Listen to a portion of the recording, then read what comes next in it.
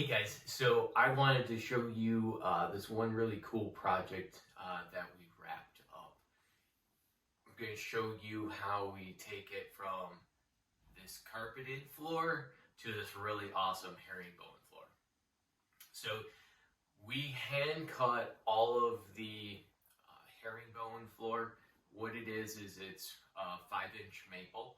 And I'm going to talk a little bit about why we decided to do that, even though they have a 2¼ strip floor in the rest of it. So you're going to want to stay tuned and see the process with everything that we did. First off, what we had to do was kind of determine what size we kind of wanted. I personally sometimes like a little bit of that shorter, if you want to call it blocky type appearance. And so what we want to do is a multiple of the width. It needs to be the length of the herringbone. The reason for that is it lines up then mathematically when you look across it. Otherwise, if you didn't do a multiple of the width, then the angles would slightly be off. So that's kind of the reason why you do that. So once we kind of figured out it was 5-inch, so it's a 5 times 3, 15. So a 5 by 15-inch herringbone. So once we kind of knew that, then we kind of started to cut all the pieces apart, or I should say the length. And once we had them all cut to length, there's 1,200 pieces that we ended up cutting to length. Waste factor does go up a little bit. It's about 20-25%. So that's kind of all figured in. And then once they're all cut to length, then we have to groove all of them so that they can all fit together. Grooving process is where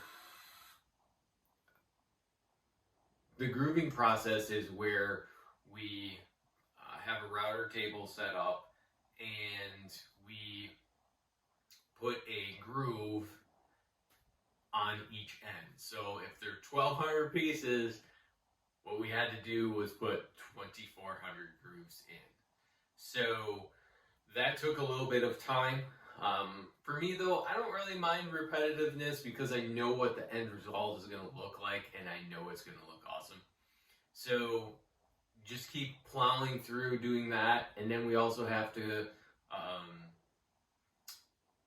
cut spline. So there's small little pieces of spline that get glued into the end of it so that the floor all gets locked together. So that does take a little bit of time just in everything, even though it is just a herringbone floor, there is a lot of pieces to it. And so we, on the subfloor is a critical part to make sure that the herringbone lays flat. Any ovulation in that subfloor is going to make it either lengthen or shorten the distance, and that kind of messes with the run. So you have to snap lines, keep them on the lines. Sometimes there's going to be gaps. You either have to go back and trowel fill, which we did do, or put in like they call Dutchmen, so there's slivers that get glued to one side just to fill that in. It is the reality of hardwood flooring with that. You can't really pour a self-leveler on the hardwood because it is going to crack, and we were also nailing through it. So once we kind of did that, we decided to go with a borderless look. A borderless look does take a little bit longer because now you have all these small little pieces, and then you can see we have these little pieces that we had to kind of glue in. So the process with that is pretty tedious at times, but it's also fun.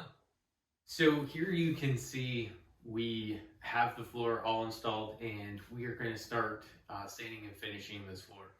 So one of the things that's a little bit different with herringbone is the way that you sand. So most of the time when you sand, you go with the grain of the wood, but you can't really do that with a herringbone when you have some going this way and others going that way. So you kind of have to cross it at like a 45 to kind of like hit at a different angle, so you're not completely going cross grain when you're doing that first rough cut, just to flatten that floor out. And then you kind of want to go back to sanding whichever way you're going to kind of see the grain of the wood. And so there's, with the herringbone, there's also a lot more sanding process with that, just because of the flooring going in many different directions. You have to make sure you get the scratch mark out. And then we were also going with a hard wax oil over top by Rubio Monocoat. And so we wanted to, so you have to then, you know, make sure that it's sanded really well, because you get one step and it's done.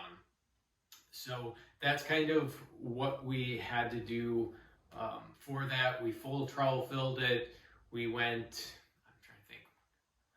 about 6 sandings on the floor, so it's not just, oh, once and we're done, and then it gets water popped, and then Rubio gets applied. So you can see how awesome this floor turned out. I love the color and the contrast. I like the herringbone in that area. They got that wide plank and that awesome herringbone floor next to their existing floor in the house. I like how the space just seems so much larger and continues all the way through compared to what it was when it was carpeted.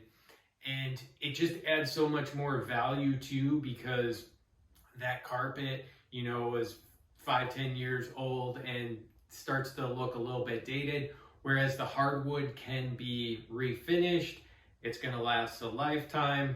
It just is a very classic and timeless look. So that's just the project that we were working on in Wausau, Wisconsin, with Maple.